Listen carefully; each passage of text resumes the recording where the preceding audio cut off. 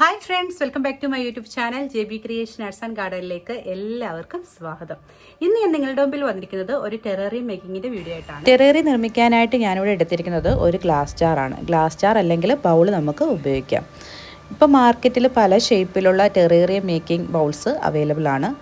ഇപ്പോൾ നമ്മുടെ വീട്ടിൽ നമുക്ക് എളുപ്പം കിട്ടുന്നതെന്ന് പറഞ്ഞാൽ ഇതുപോലുള്ള ഗ്ലാസ് ജാറുകളായിരിക്കും. അതിൽ ഏത് വലിപ്പത്തിലുള്ള ഗ്ലാസ് ജാർ വേണമെങ്കിലും നമുക്ക് തിരഞ്ഞെടുക്കാം. ഞാനിപ്പം ഗ്ലാസ് ജാർ എടുത്തിരിക്കുന്നത് ഇങ്ങനെ ചരിച്ച് വെച്ച് ടെറേറിയം ഉണ്ടാക്കാനാണ് ഞാൻ ഉദ്ദേശിച്ചിരിക്കുന്നത്. അത് നമ്മുടെ ക്രിയേറ്റിവിറ്റിക്ക് അനുസരിച്ച് എങ്ങനെ വേണമെങ്കിലും ഉണ്ടാക്കാം. ഇനി അടുത്തതായിട്ട് നമ്മൾ ക്ലേ ബോൾസ് ആണ് ഇടുന്നത്. ക്ലേ ബോൾസ് അല്ലെങ്കിൽ ചരലുകൾ നമുക്കിതിനായിട്ട് ഉപയോഗിക്കാം. നമ്മൾ അക്വേറിയം ഷോപ്പുകളിലൊക്കെ മേടിക്കുന്ന ബൗളുകളാണെങ്കിൽ ഇതുപോലെ ക്ലേ ബോൾസ് ഇടുന്നതായിരിക്കും ഏറ്റവും നല്ലത്. അല്ലെങ്കിൽ പെട്ടെന്ന് ചരലുകളൊക്കെ ഇടുമ്പോൾ പൊട്ടിപ്പോകാൻ ചാൻസ് ഉണ്ട്.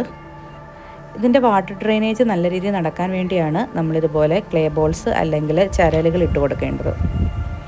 ഇതുപോലെ നമ്മൾ ക്ലേ ബോൾസ് അറേഞ്ച് ചെയ്ത് കഴിഞ്ഞിട്ട് ഇതിൻ്റെ മുകളിലായിട്ട് നെറ്റിൻ്റെ ഒരു പീസ്, ബ്ലാക്ക് കളർ നെറ്റിൻ്റെ പീസ് ഉണ്ടെങ്കിൽ അത് ഇതിൻ്റെ മുകളിലോട്ട് വെച്ച് കൊടുക്കുന്നത് നല്ലതായിരിക്കും. അതാകുമ്പം മണ്ണും ഈ ക്ലേ ബോൾസുമായിട്ട് കൂട്ടിക്കലരാതിരിക്കാനാണ് അങ്ങനെ ചെയ്യുന്നത്. ഇപ്പോൾ എൻ്റെ കയ്യിൽ നെറ്റ് ഇല്ലാത്തത് കൊണ്ടാണ് നമ്മൾ നെറ്റ് വെക്കാക്കുന്നത് കേട്ടോ. ഇനി നമ്മൾ ഇതിലേക്ക് ഇട്ട് കൊടുക്കുന്നത് കരിയാണ്.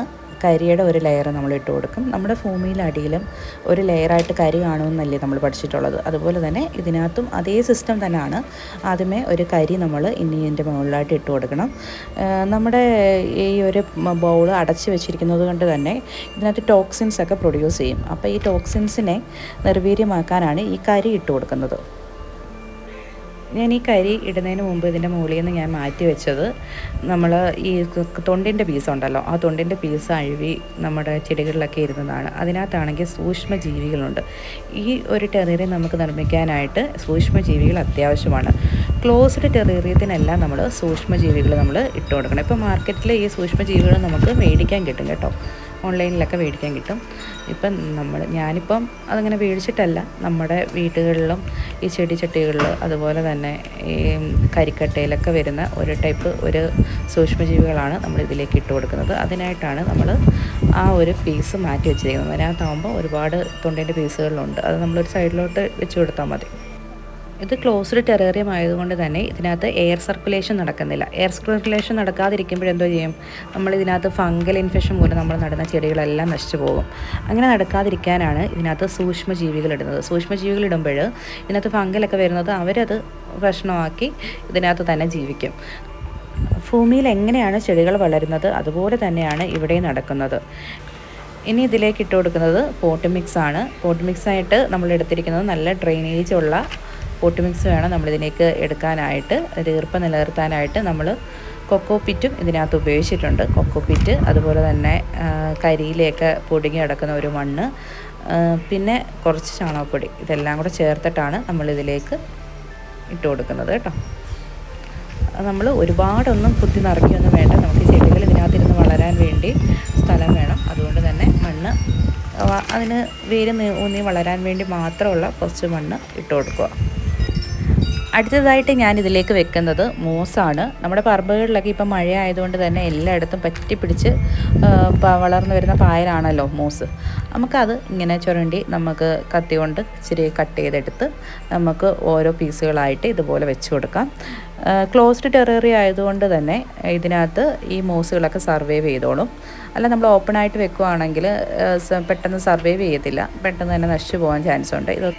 ഈ പായലുകളെല്ലാം എപ്പോഴും നനവ് ഇഷ്ടപ്പെടുന്നവയാണ്. അതുകൊണ്ട് തന്നെ നമ്മുടെ ഈ ക്ലോസ്ഡ് ടെറേറിയത്തിൽ ഈർപ്പം എപ്പോഴും നിലനിർത്തുന്നത് കൊണ്ട് തന്നെ ഇതിനകത്ത് അവർ സർവൈവ് ചെയ്തു പോകും.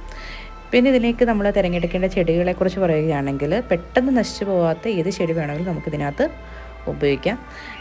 പിന്നെ ഞാൻ ഏറ്റവും കൂടുതൽ പ്രിഫർ ചെയ്യുന്ന ഫേൺസാണ്. ഞാനിപ്പോൾ ഇതിനകത്ത് അടുത്ത് വെച്ചിരിക്കുന്നതെന്ന് പറഞ്ഞാൽ രണ്ടാമത് വെച്ചിരിക്കുന്നത് ഫേണാണ്. പീക്കോക്ക് ഫേണാണ് ഉപയോഗിച്ചിരിക്കുന്നത്. അത് പീക്കോക്കിൻ്റെ ഒരു ഷെയ്ഡൊക്കെ വരുന്ന ഒരു നല്ലൊരു ഫേണാണ്. ഇതൊക്കെ ഇനി ചെറിയ പ്ലാന്റുകളൊക്കെയാണ് ഞാൻ അടുത്ത് വെച്ചത്. എന്ന് വെച്ചാൽ ഇനി ഇതിനകത്തിരുന്ന് വളരുമല്ലോ, അപ്പോൾ നമുക്ക് ചെറിയ പ്ലാന്റുകൾ നോക്കി വെച്ചാൽ മതി.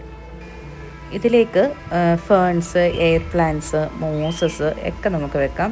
പിന്നെ ഞാൻ അടുത്തതായിട്ട് വെച്ച് കൊടുക്കുന്നത് പിറ്റോണിയാണ്. പിറ്റോണിയ വെറൈറ്റീസ്, അതുപോലെ തന്നെ ക്രിപ്റ്റാൻഡസ് വെറൈറ്റീസൊക്കെ നമുക്ക് പെട്ടെന്ന് നശിച്ചു പോകാത്ത പ്ലാന്റുകളാണല്ലോ, അപ്പോൾ അതിൻ്റെ വെറൈറ്റീസൊക്കെ നമുക്ക് വെക്കാം. ഇതിലേക്ക് നമ്മൾ വെക്കാൻ സെലക്ട് ചെയ്യുമ്പോൾ കുറച്ച് കളർഫുള്ളായിട്ടുള്ള ലീഫുകളുള്ള പ്ലാന്റുകൾ നോക്കി സെലക്ട് ചെയ്യണം. അപ്പോൾ നമുക്ക് ടെറേറിയത്തിന് കുറച്ചുകൂടെ ഭംഗി കൂടും കാണാനായിട്ട്. ഇപ്പോൾ ഞാൻ അടുത്ത് വെച്ചിരിക്കുന്നത് ക്രിപ്റ്റാറ്റൻസിന് തന്നെ വേറൊരു വെറൈറ്റിയാണ്, വേറൊരു കളർ വെറൈറ്റിയാണ്. പല കളർ ഇങ്ങനെ ഒരുമിച്ച് വെക്കുമ്പോഴാണല്ലോ അതിനൊരു ഭംഗി വരുന്നത്. ഇനി ഞാൻ ഇതിലേക്ക് വെച്ച് കൊടുക്കുന്നത് ഒരു കല്ലാണ്. നമുക്ക് ഈ പുഴയിൽ നിന്നൊക്കെ കിട്ടുന്ന കല്ലുകളുണ്ടല്ലോ, കാണാൻ ഭംഗിയുള്ള കല്ലുകൾ നോക്കി നമുക്കിതിനകത്ത് വെക്കാം. നമ്മൾ ടെറേറിയം ഉണ്ടാക്കുമ്പോൾ പ്ലാന്റ്സും റോക്സും മോസും ഇവയെല്ലാം ഉൾക്കൊള്ളിച്ച് വേണം ടെറേറിയം ഉണ്ടാക്കാനായിട്ട്. അപ്പം കുറച്ചുകൂടി ഭംഗി കൂടും. പിന്നെ നമ്മൾ ടെറേറിയത്തിൻ്റെ ബെനിഫിറ്റ്സ് എന്നൊക്കെ പറഞ്ഞു കഴിഞ്ഞാൽ ടോക്സിൻസും പൊല്യൂഷൻസും ഒക്കെ കൺട്രോൾ ചെയ്യാൻ റിമൂവ് ചെയ്യാൻ ഈ ഒരു ടെറേറിയം സഹായിക്കുന്നതാണ് പറയുന്നത്. എയർ പ്യൂരിഫൈ മാത്രമല്ല, അടുത്തതായിട്ടുള്ള ബെനിഫിറ്റ്സ് എന്ന് പറഞ്ഞാൽ ഇംപ്രൂവ് മെൻ്റൽ ഹെൽത്താണ്. നമ്മൾ ചെടികളൊക്കെ വളർത്തുമ്പോൾ നമുക്ക് മനസ്സിനൊരു സന്തോഷമില്ലേ, അതുപോലെ ഒരു മെൻ്റൽ ഹെൽത്ത് നമുക്ക് ഇതുപോലെ ടെറേറിയംസ് നിർമ്മിക്കുമ്പം അതിലൂടെ നമുക്ക് കിട്ടുന്നുണ്ട്. നമ്മുടെ ക്രിയേറ്റിവിറ്റിക്ക് അനുസരിച്ച് സമയമെടുത്താണ് നമ്മൾ ഓരോ ടെറേറിയംസ് നിർമ്മിക്കുന്നത്. അതുകൊണ്ട് തന്നെ നമ്മൾക്ക് ഒരു മെഡിറ്റേറ്റീവ് എക്സ്പീരിയൻസ് ആണ് ഇതിൽ നിന്ന് കിട്ടുന്നത്. പിന്നെ നമ്മുടെ സ്ട്രെസ്സൊക്കെ ഉണ്ടെങ്കിൽ അത് കുറയ്ക്കാനും ആൻസൈറ്റി ഇതൊക്കെ നമുക്ക് കുറയ്ക്കാനൊക്കെ നല്ലൊരു പ്ലാറ്റ്ഫോമാണ് നമുക്ക് ഈ ടെറേറിയം മേക്കിങ്ങിലൂടെ നമുക്ക് കിട്ടുന്നത്. സ്ട്രെസ് റിഡക്ഷൻ ഒരു പ്രധാന കാര്യം തന്നെയാണ്. നമുക്കൊരു സന്തോഷമാണ്. നമ്മളൊരു ചെടി നട്ട് അത് കിളിച്ച് വരുമ്പോൾ നമുക്ക് കിട്ടുന്നൊരു സന്തോഷം, ആ ഒരു ഫീല് തന്നെയാണ് ഇതുപോലെ ടെറേറിയംസ് ഉണ്ടാക്കും. നമ്മൾ തന്നെ നിർമ്മിച്ചെടുക്കുന്ന ഭരണികളിലെ ഒരു കൊച്ചു ഭൂമി. പിന്നെ നമ്മൾ ശ്രദ്ധിക്കേണ്ടത് ഈ ചെടിയുടെ വളർച്ചയ്ക്കൊക്കെ നമുക്ക് വെളിച്ചം അത്യാവശ്യമാണ്. നമുക്കിത് ചില്ലുകുപ്പിയിലായതുകൊണ്ട് തന്നെ ഡയറക്റ്റ് സൺലൈറ്റ് കിട്ടുന്നിടത്തൊന്നും കൊണ്ട് വെക്കാൻ പറ്റത്തില്ല. ഇതെന്ന് വെച്ചാൽ പെട്ടെന്ന് തന്നെ ഗ്ലാസ് ചൂടായിട്ട് ഇത് നശിച്ചു പോകും. അതുകൊണ്ട് ഇൻഡയറക്റ്റ് ആയിട്ടുള്ള സൺലൈറ്റ് കിട്ടുന്ന വിൻഡോസിൻ്റെ സൈഡിൽ ഇടയ്ക്ക് വെക്കാവുന്നതാണ്. നിങ്ങൾക്കെല്ലാവർക്കും എൻ്റെ ഈ വീഡിയോ ഇഷ്ടമായാൽ ലൈക്കും ഷെയറും സബ്സ്ക്രൈബും ചെയ്യാൻ മറക്കരുത്. അടുത്ത വീഡിയോയുമായി കാണും വരെ ബൈ ബൈ.